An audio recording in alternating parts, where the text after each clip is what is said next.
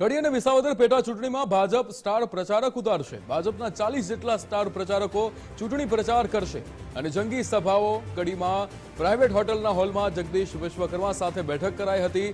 હોદ્દેદારો તેમજ કડી વિધાનસભાના કાર્યકર્તાઓએ બેઠક યોજી હતી. આવતીકાલથી ભાજપ ગામડાઓમાં ચૂંટણી પ્રચારના શ્રી ગણેશ કરશે. મહેસાણા જિલ્લા ભાજપના હોદ્દેદારો આ બેઠકમાં ઉપસ્થિત રહ્યા હતા.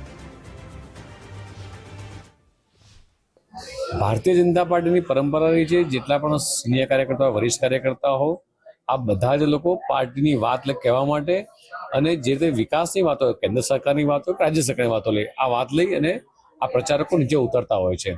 અને તે જ રીતે નેશનલ ટૂંકમાં પાર્ટીએ જે નક્કી કર્યા છે પ્રચારકો, એ બધા જ પ્રચારકો પાર્ટી માટે કામ કરશે.